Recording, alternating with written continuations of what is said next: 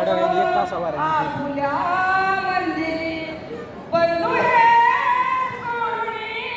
चालली सासरी बंधू हे सोडून चालली सासरी असू हे दाटते कन्येच्या नयनी सोळा दाटला विवाह मंडपी हर्षिला